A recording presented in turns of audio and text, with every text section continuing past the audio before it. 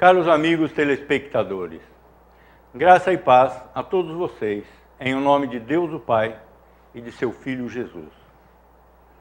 Nós hoje estaremos retomando o estudo do catecismo. E nós vamos, nesses próximos blocos, falar de algo de extrema importância, que é a providência de Deus.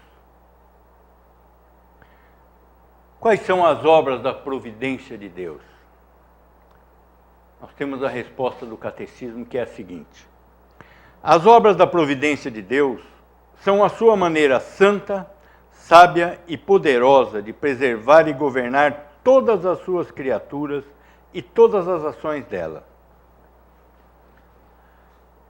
Deus não apenas criou o universo, os seres vivos, os seres espirituais e todas as coisas que existem, mas Ele continua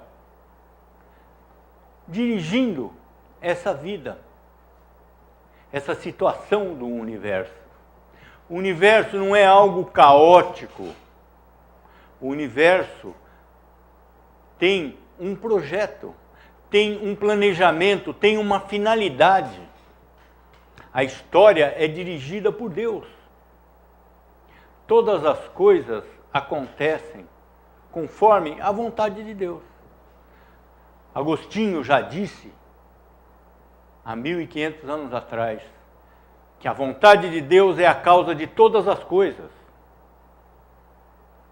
Todas as coisas no universo são causadas pela vontade de Deus. Ao mesmo tempo em que não existe nenhuma causa para a vontade de Deus. Se ela é a causa de todas as coisas, ela não pode ser causada por nada. A vontade de Deus é fruto da sabedoria infinita de Deus, do poder de Deus, porque Deus é todo-poderoso.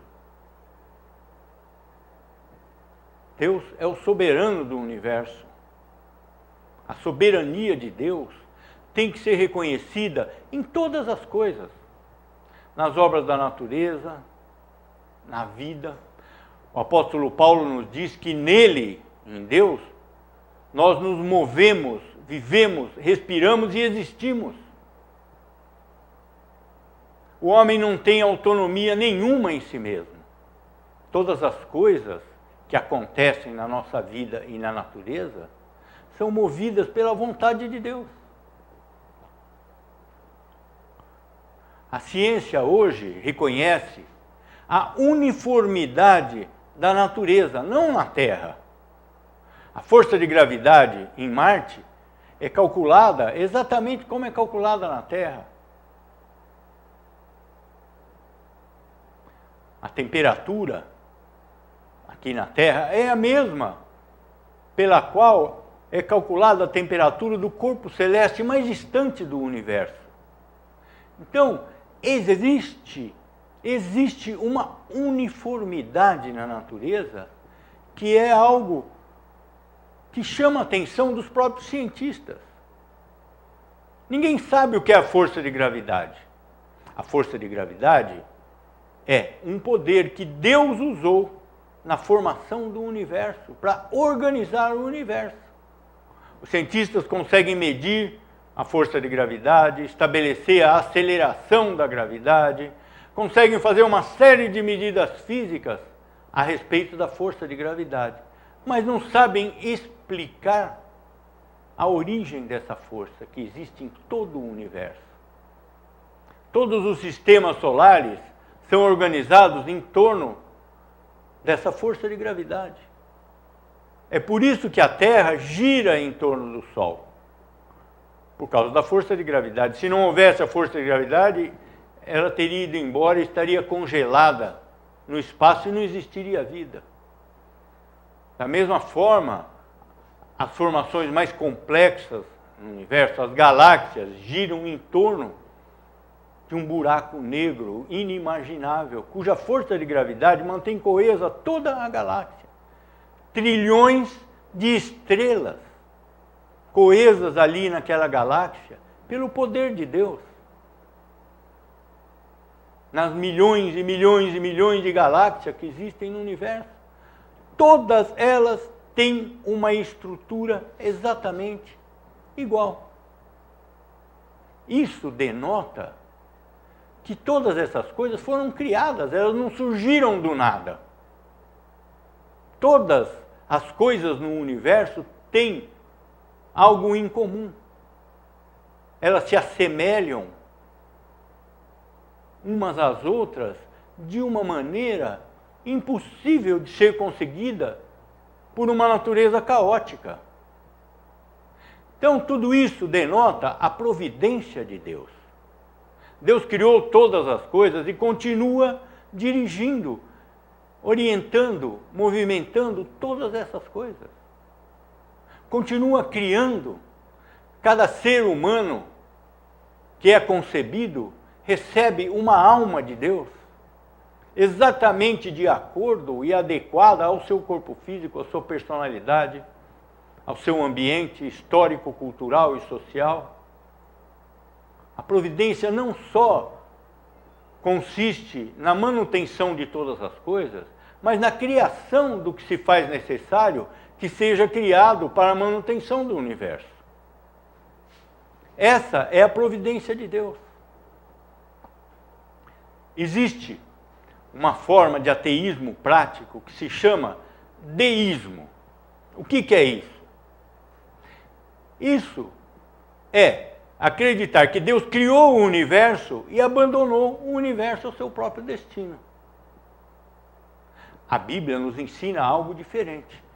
A Bíblia ensina que Deus criou o universo e, ao mesmo tempo em que criou o universo, Ele cuida do universo, Ele organiza o universo, Ele dá vida às suas criaturas.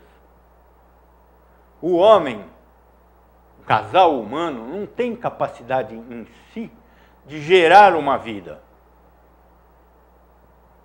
Essa vida só é gerada pelo sopro de Deus.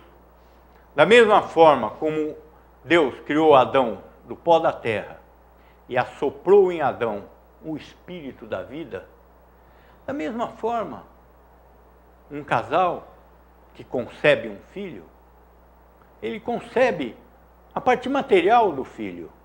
A parte espiritual é dada por Deus. Isso é a providência divina.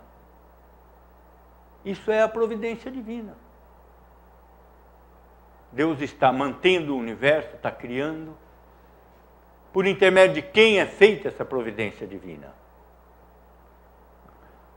O apóstolo nos diz que Cristo é aquele que mantém todas as coisas pela palavra do seu poder. Isso está escrito no livro de Hebreus. Eu acredito, como muitos comentaristas, que esse livro de Hebreus foi escrito pelo apóstolo Paulo. Ele não se identificou, porque ele era odiado pelos judeus. E ele não seria aceito se houvesse sido atribuído ao apóstolo Paulo. Então, está lá escrito que Jesus Cristo é aquele que mantém todas as coisas pela palavra do seu poder. Ele também é aquele, conforme o apóstolo João, pelo qual, por intermédio do qual todas as coisas foram criadas. E nada do que foi feito sem ele se fez. Esse é, de uma certa forma, uma coisa difícil. Esta é, de uma certa forma, uma coisa difícil de ser entendida. Porque nós somos criaturas temporais, nós vivemos no tempo.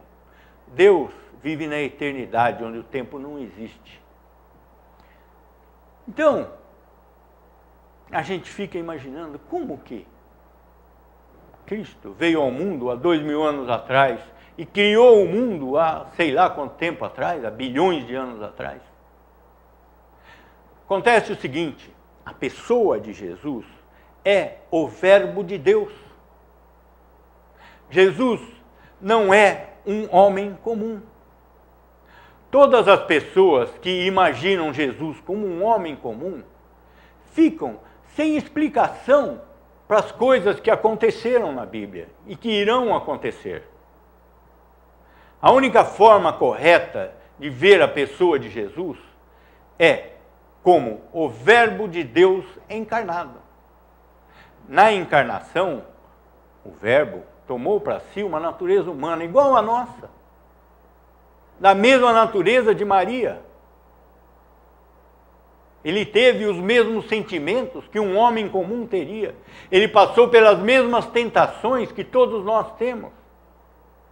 Ele tinha sede, tinha fome, ele suava, ele se cansava.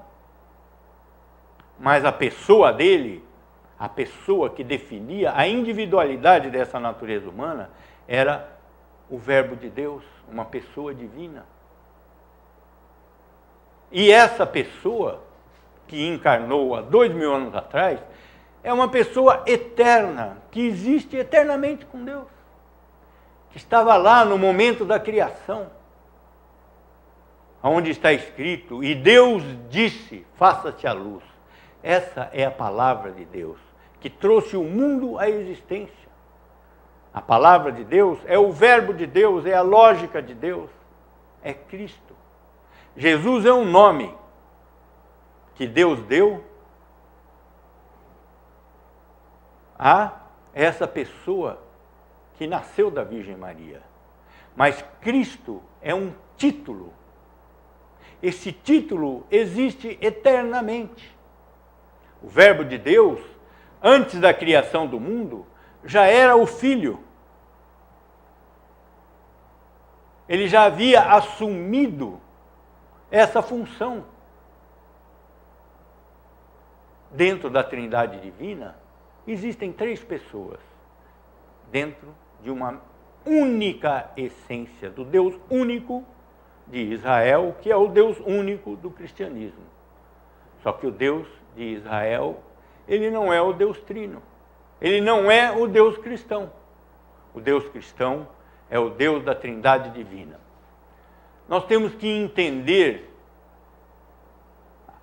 a lógica, a existência da Trindade Divina, porque todas as coisas são feitas pela Trindade Divina. Na criação, Deus o Pai cria os materiais. O Espírito pairava sobre o caos, ele ordena esses materiais. E o Verbo traz toda essa criação à existência. Na salvação do homem, Deus o Pai escolhe os seus filhos. O Verbo de Deus encarna no tempo devido e conquista a redenção para esses filhos. E o Espírito Santo aplica essa redenção. Da mesma forma, na providência divina, o Pai é a autoridade que define todas as coisas. O Filho, o Verbo de Deus, é a execução. E o Espírito é a aplicação.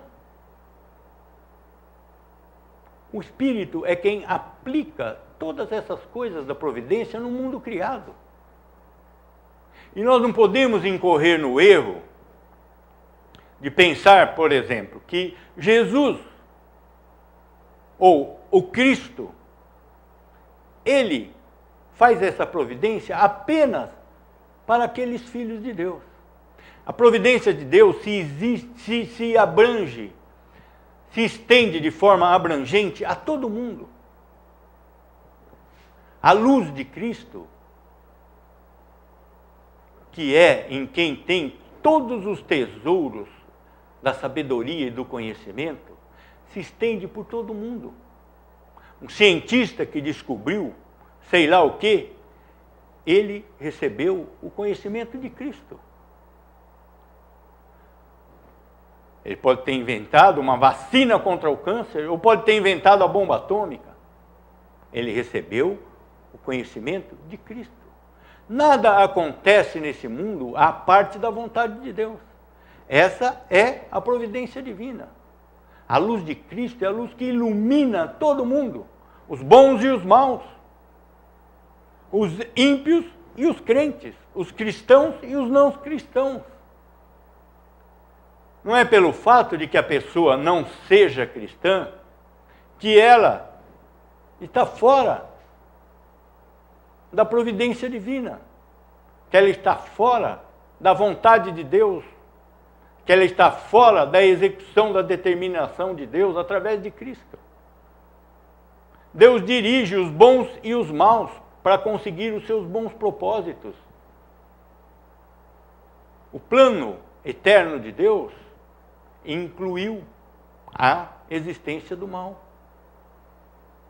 da pobreza, do sofrimento. Quando Deus expulsa Adão do paraíso, ele diz a Adão: maldita é a terra por sua causa. Maldita é a terra por sua causa.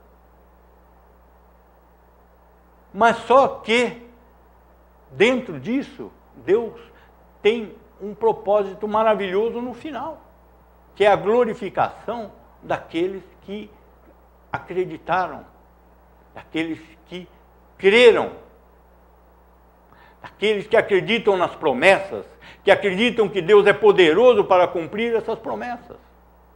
E essas promessas de Cristo não são para essa vida terrena. Deus cuida do mundo todo. Deus dá chuva no tempo certo, sol, calor, inverno, verão. Às vezes, ele provoca desastres naturais. Isso faz parte do plano de Deus. Atrás de muitos desastres naturais vem uma recuperação econômica fantástica para um país. Ou, como meramente um castigo punitivo, nós não sabemos e não devemos nos atrever a especular sobre a providência divina. Vejamos o que nos diz o salmista. Salmo 145, versos 15 e 16. Em ti esperam os olhos de todos, e tu, a seu tempo, lhes dás o alimento.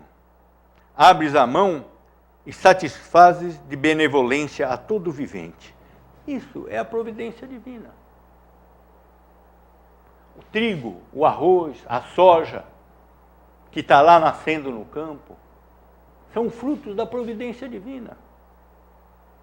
Todas as coisas nos são dadas por Deus, através da providência. Então, muitas coisas se apresentam boas ou más aos nossos olhos. Mas no plano eterno de Deus, todas as coisas são necessárias para a conjunção e para a execução desse plano. Um dia, como diz o apóstolo, veremos como somos vistos. Está escrito na primeira carta aos Coríntios. Hoje, nós vemos, no intermédio de uma neblina, como se fosse num espelho quebrado, mas um dia, depois da nossa morte, veremos as coisas como realmente são. Aí sim, nós vamos entender esses planos de Deus. No momento presente, o que nós temos que fazer?